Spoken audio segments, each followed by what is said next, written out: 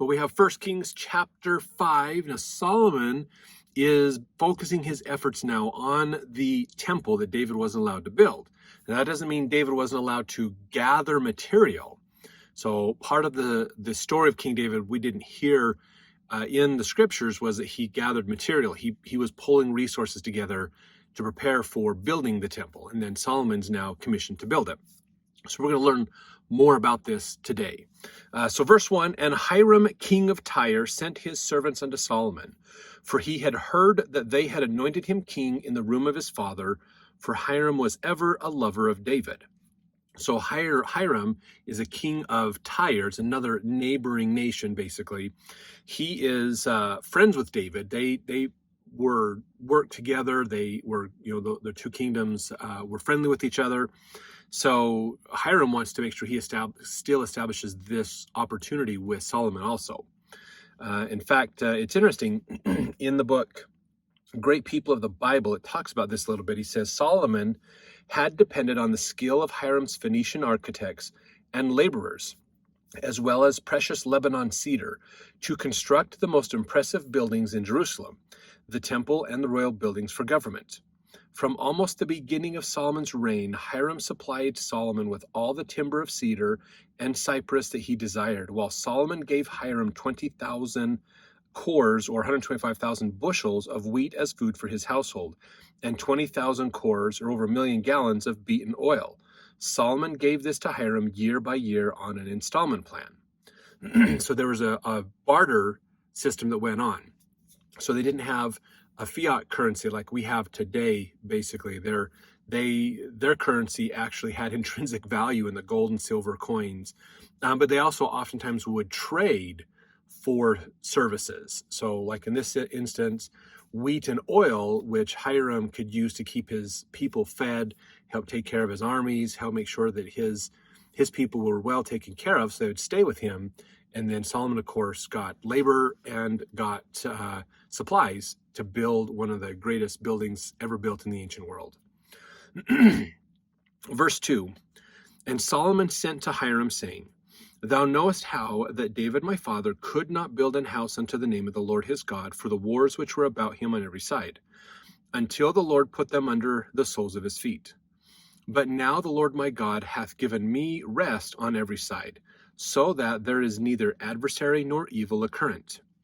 And behold, I purpose to build an house unto the name of the Lord my God, as the Lord spake unto David my father, saying, Thy son, whom I will set upon thy throne in thy room, he shall build an house unto my name. Now therefore command thou that they hew me cedar trees out of Lebanon, and my servant shall be with thy servants, and unto thee will I give hire for thy servants according to all that thou shalt appoint. For thou knowest that there is not among us any that can skill to hew timber like unto the Sidonians. So he's working with Hiram of Tyre to gather resources from other nations as well, basically to make this work. Verse 7, it came to pass when Hiram heard the words of Solomon that he rejoiced greatly and said, Blessed be the Lord this day, which hath given unto David a wise son over this great people. And Hiram sent to Solomon, saying, I have considered the things which thou sentest to me for, and I will do all thy desire concerning timber of cedar and concerning timber of fir. My servants shall bring them down from Lebanon unto the sea, and I will convey them by sea in floats unto the place that thou shalt appoint me, and will cause them to be discharged there, and thou shalt receive them, and thou shalt accomplish my desire in giving food for my household. So Hiram gave Solomon cedar trees and fir trees according to all his desire. Solomon gave Hiram 20,000 measures of wheat for food to his household, and 20 measures of pure oil. Thus gave Solomon to Hiram year by year. And the Lord gave Solomon wisdom as he promised him.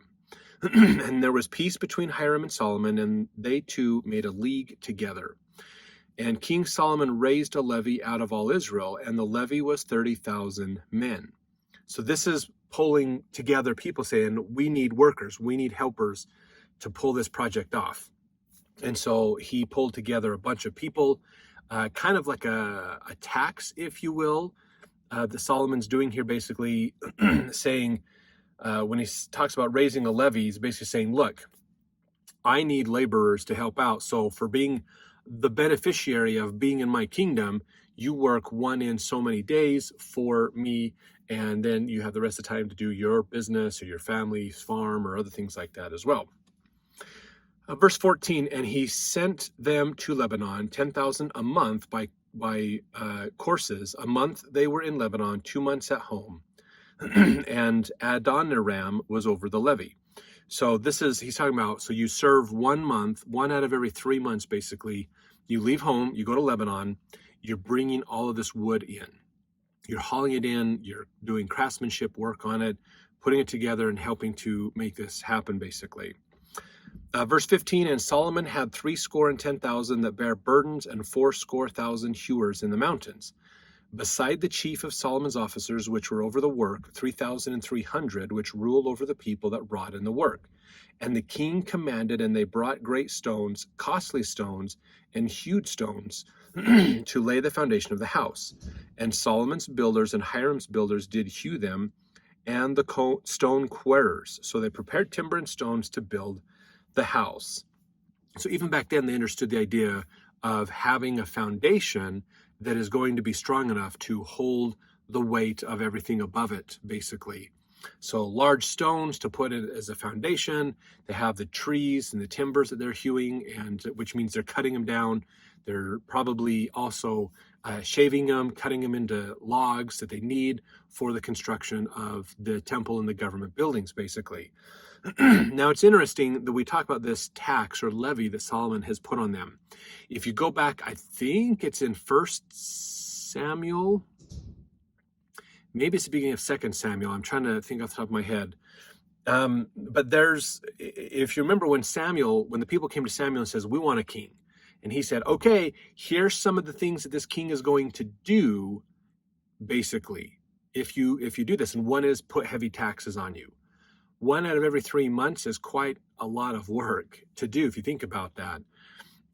So if you had to go, join the army 1 month out of every 3 months, it would be a little rough on your family to be gone, let alone your employer, or if you have other responsibilities in other things in life, So this is something that Samuel warned the people on, that kings are going to put heavy taxes on you.